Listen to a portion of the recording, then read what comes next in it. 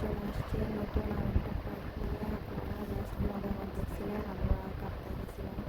ওইটা আসলে ব্লগটা অনেক বড় হওয়াতে আমি পার্ট করে দিচ্ছি। ওইখানে আপনার ফার্স্ট পার্ট ছিল, এখন সেকেন্ড পার্ট করতেছি, থার্ড পার্টও আসবে। যেহেতু অনেক বড় হয়ে যাবে ভিডিওটা একসাথে আপলোড করলে, সেহেতুতে আমরা ওইখানে লেকশোরটা ওখানে ঘুরে ফিরে এখন অন্য একটা জায়গায় চলে যাচ্ছি। জায়গাটা এত সুন্দর বলার বাইরে, মনে হচ্ছে যেন আমরা মেঘের খুব কাছাকাছি, মেঘের মধ্যে ভেসে বেড়াচ্ছি। অনেক উঁচু পাহাড়ের উপর দিয়ে আঁকা বাঁকা রাস্তা দিয়ে চলে যাচ্ছি আর একটা নতুন প্লেসে।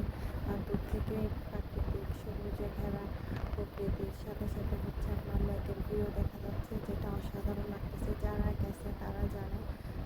যেহেতু আপনার কাপ্তাই পার্বত্য অঞ্চলগুলো অন্যরকম সুন্দর। এখানে অবশ্যই যায় এই রাস্তাটা কাপ্তাই থেকে আপনার সোজা চলে গেছে, হচ্ছে কানেক্টেড হয়েছে রাঙামাটির সাথে, যেটা সেনাবাহিনীতে তারা রাস্তাটা আপনার তৈরি করা হয়েছে। সেনাবাহিনী ছাড়া আসলে এটা সম্ভব ছিল না।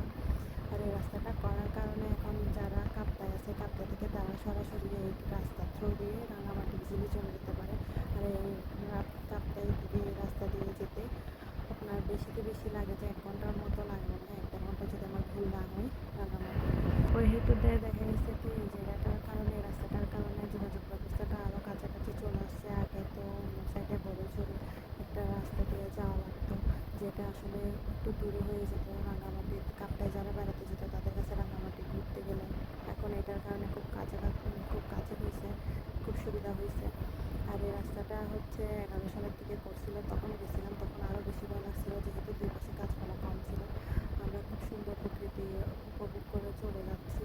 আর যাচ্ছি হচ্ছে একটা রিসোর্টে। ওইখানে আসলে রিসোর্টটা অনেক সুন্দর। আর এখানে এখন দেখা যাচ্ছে কি বেশ কয়েকটা রিসোর্ট করছে। যারা বাইরে থেকে আসবে বা কাপ্তাইয়ের সৌন্দর্যটা উপভোগ করতে চাইলে ওখানে রিসোর্টে আগেভাগে আপনারা বুকিং করার পর ওইখানে নাইট স্টে করে আপনারা ওইখানে সৌন্দর্যটা উপভোগ করতে পারবেন। আরও বেশ কিছু প্লেস আছে, যেহেতু একদিন এতগুলো প্লেস ভিজিট করা আমাদের পক্ষে সম্ভব না। আমরা যেহেতু কাছাকাছি হওয়াতে তাও 3টা প্লেস ভিজিট করছি। ফার্স্ট ব্লকে দেখছিলেন লেকশোরে গেছিলাম, এখন সেকেন্ড ব্লক। আর রাস্তাটা খুবই ভয় লাগতেছিল, কিছু দূর দিয়ে খুব উপরে উঠে যাচ্ছে, কিছু দূর দিয়ে খুব নিচে, খুব আঁকা বাঁকা। পাশ দিয়ে হচ্ছে লেক, কিছু দূরে গিয়ে দেখা যাচ্ছে কি খুব কাছাকাছি পাহাড় ঘেঁষে, আবার কিছু দূরে গিয়ে জায়গা। যারা এই ধরনের জায়গাগুলো ভিজিট করে আসলে তাদের ভয় লাগবে না। আমি একটু কিন্তু স্বভাবের, আমার একটু ভয় লাগতেছিল। আমার এই ভয়ের কারণে আমি বান্দরবানে একবার গেছিলাম, আমার এখনও আর যাওয়া হয় নাই। আমার বান্দরবান ভিজিট করার খুব ইচ্ছা, জানি না যেতে পারবো কিনা। ভয়টাকে কাটিয়ে উঠে সবাই যাচ্ছে, এখন তো অনেক মানুষেরাই যাচ্ছে, বাট আমার আনফর্চুনেটলি এখনও যাওয়া হয়নি। আর এত সুন্দর প্রকৃতিটা আমরা উপভোগ করতে করতে চলে আসছি প্রায় কাছাকাছি। এখন এখানে দেখলাম আর একটা নতুন রিসোর্ট করছে, দুই পাশে এখন অনেকগুলো রিসোর্ট করছে। এই যে এটা সুবর্ণপুরের মধ্যে খুব শীঘ্রই। এটা হচ্ছে আপনার রাঙ্গামাটি। আমরা এখন রাঙ্গামাটি জেলাতে ঢুকে গেছি, জেলা না উপজেলাতে। এটা হচ্ছে আসাম বস্তির ব্রিজ, যেটা হচ্ছে আপনার বস্তির একটু আগে পড়ে। ওইখানেও দেখলাম দূরে কিছু ছোটো ছোটো ঘর দেখা যাচ্ছে, ওইগুলো কটেজ টাইপসের করছে। বিভিন্ন রিসোর্ট, নতুন নতুন আরও কয়েকটা রিসোর্ট করছে, ভালোই লাগতেছে। আসলে সবাই আসবেন, ঘুরে বেড়াবেন। পার্বত্য অঞ্চলটা আসলেই খুবই ভালো লাগে। আর দূরে এখন এখানে যেটা পানির মাঝখানে দেখা যাচ্ছে, এটা বুদ্ধিস্টরা জানবে। ওইখানে নাকি ওনাদের বুদ্ধ অনেক বড় একটা নাকি উনি নাকি অনেক বছর ওইখানে সাধনা করার পরে নাকি মন্দিরটাতেই উনি মানে দীক্ষা করছিল। বাট এখন কালের বর্তমানে ওই মন্দিরটা ডুবে গেছে, শুধু মন্দিরের চৌকা জিনিসটা দেখা যাচ্ছে। এখন ফাইনালি আমরা চলে আসলাম, এসে গাড়ি পার্কিং করতেছে। আর আমরা আসার আগে আমরা ওনাদেরকে ফোনের মধ্যে বলে দিছি, এই যে চলে আসছি। জায়গাটা দেখলাম বেশ বড় একটা জায়গা, মানে এলাকা নিয়েই করছে। এলাকা বলতে অনেক বড় একটা জায়গা নিয়ে করছে। এখানে পাশে কিছু ছোটো ছোটো দোকানের মধ্যে আপনার অনেক রকমের জিনিস পাওয়া যাচ্ছে। আর প্রকৃতির পাশাপাশি যেহেতু প্রাকৃতিক জিনিস যেমন ডাব, তারপর হচ্ছে আম, এগুলো পাওয়া যাচ্ছিলো।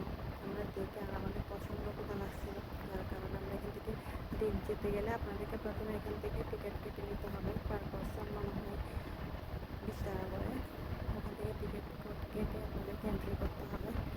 দুই পাশে কিছু দোকান আছে, যারা হয়তো বা ভিজিটর আসবে ওখান থেকে চাইলে অনেক কিছু হস্তশিল্পের হাতে বোনানো পাহাড়িদের জিনিস জিনিসপত্রগুলো কেনা যাবে।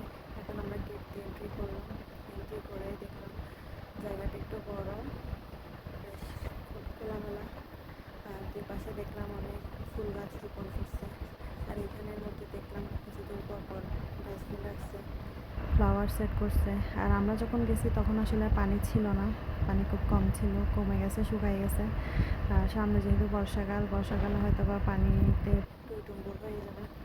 আর এখানে বিভিন্ন কিছু ব্যবস্থা আছে, যেমন হচ্ছে কায়াকিং, আপনার তারপর হচ্ছে বোট ভাড়া করে রাঙামাটির যাওয়া। এটাও অলমোস্ট কাছাকাছি রাঙামাটি, এখান থেকে রাঙামাটি আর 15 কিলোমিটার। তো 15 কিলোমিটার যেতে তো আর বেশিক্ষণ লাগবে না, যেহেতু খুব কাছাকাছি চলে আসছে রাঙামাটি শহরে।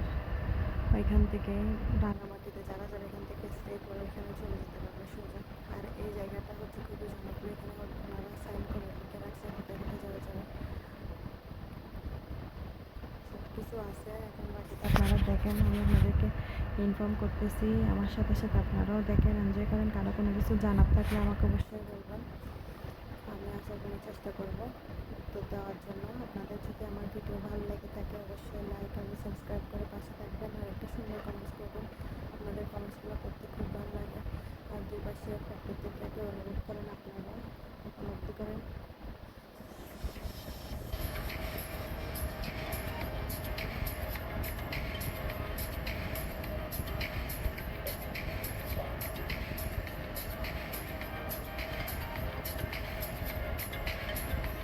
এখানেও দেখলাম কিছু গাছপালা আছে, আর এখানে কিছু দেখলাম খরগোশ, যেগুলো খুব দেখতে কিউট লাগতেছিল। খরগোশগুলোকে জিজ্ঞাসা করছে এগুলো সেলের জন্য রাখছে কিনা, ওনারা বলছে হ্যাঁ, কেউ যদি কিনতে চায় এখান থেকে কিনতে পারবে।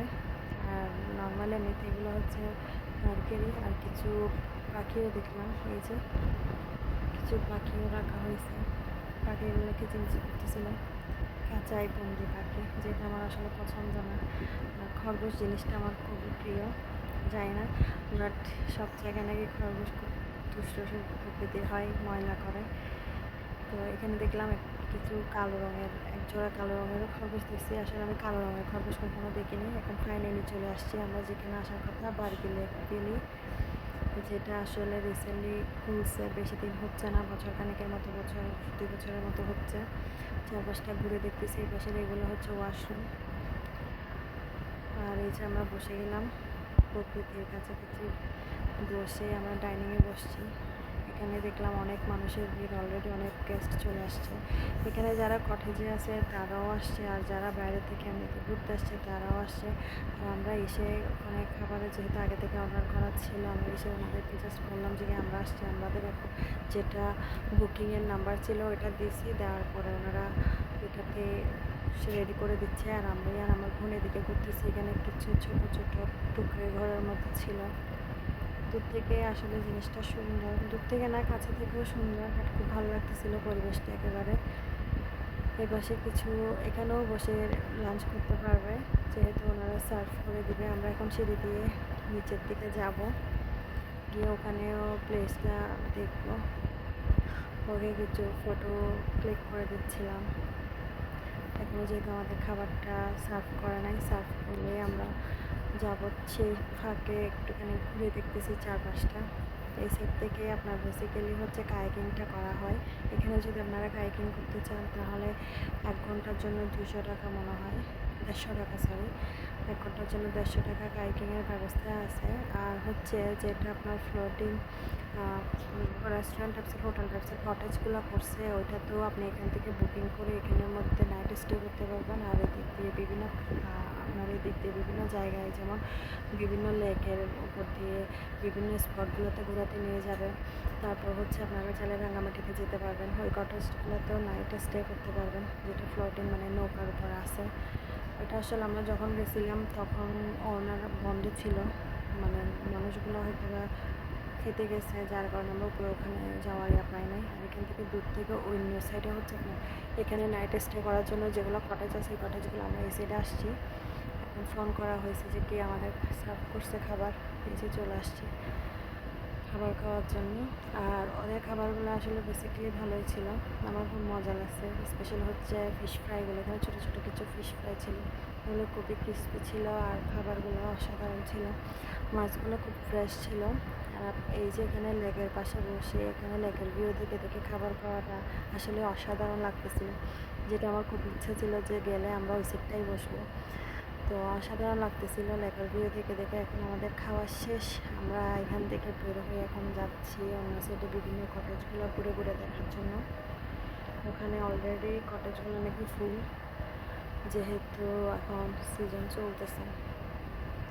আর এখানে বেশ বিভিন্ন জায়গায় দেখলাম বেশ কিছু দোলনা ঝুলে রাখছে, এটা আমার ভালো লাগছে। সবাই প্রকৃতির মাঝখানে বসে সুন্দর করে, আমিও ধুল খেয়ে নিচ্ছি, আমার ছেলে আর আমি ধুল খাচ্ছি। এই সেটটাতে আসলে বেসিক্যালি যাওয়া এলাও না, তারপরেও আমরা যেহেতু গেস্ট হিসেবে গেছিলাম, তারপরও সবাই গিয়ে ছবি টবি তুলছি। আর আমি যেহেতু ব্লগিং করার জন্য গেছি সেই হেতুতে গেলাম। বেশ কিছু কটেজ আছে এখানে, সব বলতে গেলে সবগুলো কটেজেই আপনার ফুল, একটা দুইটা হয়তো বা খালি আছে।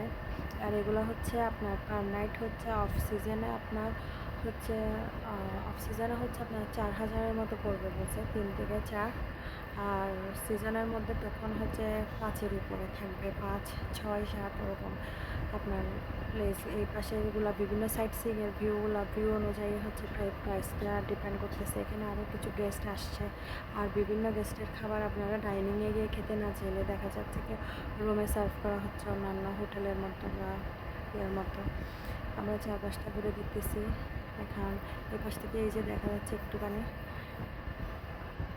আর ভিউটা অসাধারণ লাগতেছিল। আপনারা এনজয় করেন, বাকিটা আমি আপনাদেরকে বলি কিছুক্ষণ তারপর। আমরাও ঘুরে দেখতেছি, সাথে আপনারাও ঘুরে দেখেন, আশা করি ভালো লাগবে।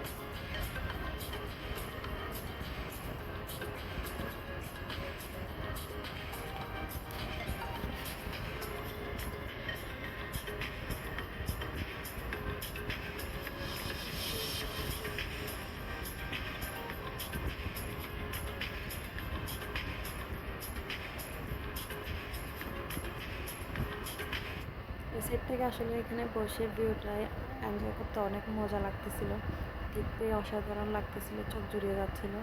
আর এই সাইডের এই কটেজটা মনে হয় খালি, আমরা যতটুকু বুঝলাম। আর এই পাশের ব্যালকনিতে বসে প্রকৃতিটা অনুভব করতে পারবে। আর স্পেশালি এগুলো হচ্ছে আপনার উইন্টারে বা চাঁদনি রাতের মধ্যে অসাধারণ লাগবে ভিউ। দিনের বেলা একরকম ভিউ, রাতের বেলা অন্যরকম ভিউ। আর এই স্পেসটা খালি রাখা হয়েছে রাত্রেবেলা, ওখানে সবাই মিলে স্পেশালি শীতকালে তখন আপনার বারবিকিউ করার জন্য এখানে নাকি খোলার ব্যবস্থা করা যায়।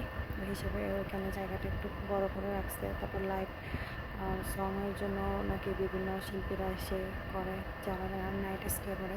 এই সাইড থেকে এই যে ফ্লোটিং আমরা যেটা কটেজ বলছিলাম ওইটা, এখন আমরা ফাইনালি চারপাশটা ঘুরে দেখার পরে চলে যাচ্ছি। এখানে দেখলাম আরও কিছু গেস্ট আসছে, এসে বসছে, সবাই গল্প গুজব করতেছে। আমরা এখন চলে যাচ্ছি, যেহেতু আমাদের আরেকটা প্লেসে যেতে হবে, সেই হেতুতে আমরা এখন বের হয়ে যাব। বের হয়ে এখান থেকে যারা কিছু, যেমন বিভিন্ন প্রোডাক্ট আছে, স্কিন প্রোডাক্ট, ওগুলো ওরা তো বলতেছে অরিজিনাল, তো চাইলে নিতে পারবে, বাট আমরা নিই নাই, যেহেতু আমাদের এ ধরনের কোনো ইচ্ছা ছিল না। এই পাশে আসার সময় দেখলাম এখানে আপনার খুব সুন্দর করে একটা দোলনা বানাইছে। আর এই বেতের ঝুড়িগুলো কিছুদিন পর পর বসাইছে, যেগুলো ডাস্টবিন হিসেবে ওরা ইউজ করতেছে, খুব ভালো লাগলো। এখন আমরা ফাইনালি চলে যাচ্ছি। এখন চারপাশটা যেহেতু ঘোরা শেষ, দেখা শেষ, এখন চলে যাব অন্য আরেকটা পরিচিত খুবই জনপ্রিয় একটা প্লেসে, যেটা হচ্ছে কি আপনার কাপ্তাইয়ের আগে পরে। আশা করি নেক্সট ব্লগে দেখবেন। আর এখানে যেহেতু আসাম বস্তির আগে ব্রিজের পাশে দুপাশে দেখলাম অনেকগুলো পাহাড়ি ফলমূল না, মানে কী বলবো, ফলমূলবিহীন, মানে তরতাজা বিভিন্ন শাকসবজি, জাম, বিভিন্ন রকমের আনারস, বিভিন্ন কিছু বিক্রি করতেছে। তো আমরা এখান থেকে জাম, আনারস নিচ্ছিলাম। আর এখানে দেখলাম ওদের হাতে বোনা বিভিন্ন জিনিসপত্র, ব্যাগ,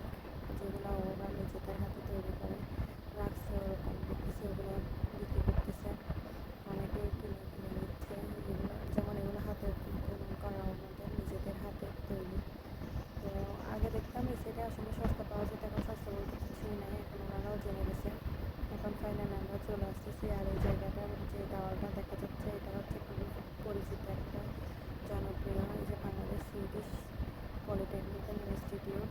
অনেকেই জানেন, যারা জানেন না তাদের জন্য বলে দিলাম। এটাতে ইঞ্জিনিয়ারিংয়ের জন্য পড়ার সুইডিশ ছিল আগে, এখন সুইডেন লিখছে। এখন ফাইনালি চলে যাচ্ছি আজকের মতো এখানেই। বাকিটা আপনার থার্ড ব্লগে দেখবেন আমরা জনপ্রিয় প্লেস কোথায় গেছিলাম। এটা আপনারা হয়তো বা দেখলে বুঝতে পারবেন। আমার বেসিক্যালি খুব ভালো লাগে, এটা আমার খুব প্রিয় একটা জায়গা। আজকের মতো এখানে, আল্লাহ হাফেজ।